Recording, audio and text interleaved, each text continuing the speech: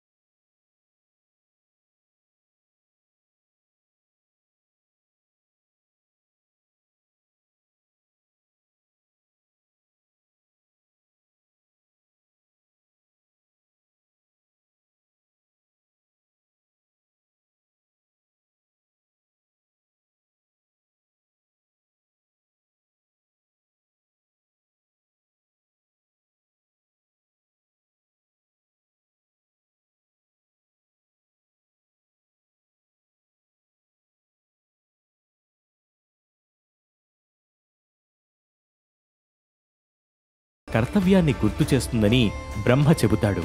అలా దుందుబి మందరగా జన్మించింది. ఇక కేకేయ రాజ్యరాజు అశ్వపతికి 8 మంది సంతానం. అయితే అశ్వపతికి పక్షుల భాష అర్థమయ్యేలా ఓ వరముంది. కాని ఈ వరానికి ఒక నిబంధన కూడా ఉంది. పక్షులు మాట్లాడుకునేటప్పుడు తాను విన్నది మరొకరితో చెప్పకూడదు. అలా చెబితే తాను మరణిస్తాడు. అయితే ఒకరోజు 2 హంసలు మాటలు విని అశ్వపతి గట్టిగా నవ్వాడు. అశ్వపతి అలా నవ్వడం చూసిన అశ్వపతి భార్య తన నవ్వుకి గల కారణమేంటని ప్రశ్నించింది. అది చెబితే తాను చనిపోతాడని తెలిసి కూడా తన భార్య పదే పదే అడగడంతో అశ్వపతి తన భార్యను రాజ్యం నుంచి పంపించేస్తాడు. ఆ సమయంలోనే తన 8వ సంతానమైన కైకేయిని చూసుకోవడానికి ఎవరూ లేకపోవడంతో మందరను కైకేయికి దాసిగా నియమిస్తాడు. అప్పటినుంచి మందర ప్రతీక్షణం కైకేయితోనే ఉంటుంది. రావణుడిని అంతం చేయడానికి రాముడు జన్మిస్తాడు. కాని దశరథుడు రాముడికి పట్టాభిషేకం చేసి రాజ్యాధికారమిస్తే లంకలో ఉన్న రావణుణ్ణి ఎలా చంపుతాడు అని సంభాషించుకుంటున్న కొన్ని పక్షుల మాటలు అశ్వపతి చెవిన పడతాయి. అందుకే కైకేయికి దశరథుడితో పెళ్లి చేసిన తర్వాత రాముడి కర్తవ్యం గుర్తు చేసేందుకు అశ్వపతి మందరను కైకేయితో అయోధ్యకు పంపించాడు. ఇక అయోధ్య నగరమంతా రాముడి పట్టాభిషేకం కోసం సిద్ధమవుతుంటే దేవతలందరికీ రాముడు నిజంగా రావణుణ్ణి వధిస్తాడా అనే సందేహం కలిగింది. అప్పుడు దేవతలంతా సరస్వతీదేవిని సహాయం కోరతారు.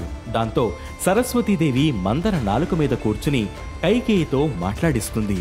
రాముడు రాజైతే కౌసల్యకు దక్కే గౌరవం తనకు దక్కుతుందని, భరతుడికి కూడా ఎలాంటి అధికారాలు ఉండవని కైకేయికి ఈర్ష్య స్వార్థాలు నూరిపోస్తుంది. అప్పుడే కైకేయి దశరథ మహారాజు దగ్గరకు వెళ్లి తనకి బాకీ ఉన్న 2 వరాలను అడుగుతానని, రాముడిని 14 ఏళ్ల వనవాసానికి పంపించి భరతుడిని రాజుని చేయాలని కోరుతుంది. అయితే 14 ఏళ్ల వనవాసానికి పంపించడానికి కూడా ఓ కారణముంది. త్రేతాయుగంలో ఒక వ్యక్తి 14 ఏళ్లు తన ఆస్తికి దూరమైతే ఆ ఆస్తి మీద తనకు అధికారం ఉండదు. ఇది ద్వాపరయుగంలో 13 సంవత్సరాలు.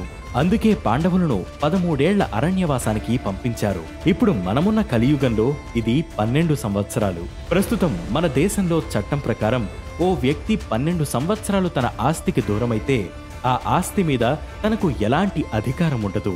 ఇది మందర గత జన్మ రహస్యం. చరిత్రలో చిరకాలం మిగిలిపోయే ఇలాంటి అనేక కథల కోసం ప్రతిరోజు రాత్రి 9 గంటలకు వేటు న్యూస్లో వచ్చే అనగనగాను మిస్ అవ్వకండి.